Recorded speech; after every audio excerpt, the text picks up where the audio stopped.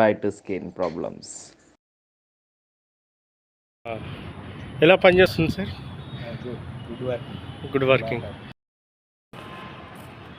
ఎలా పనిచేస్తుందండి ఇది? బాగా పనిచేస్తుంది సార్, చాలా బాగా పనిచేస్తుంది.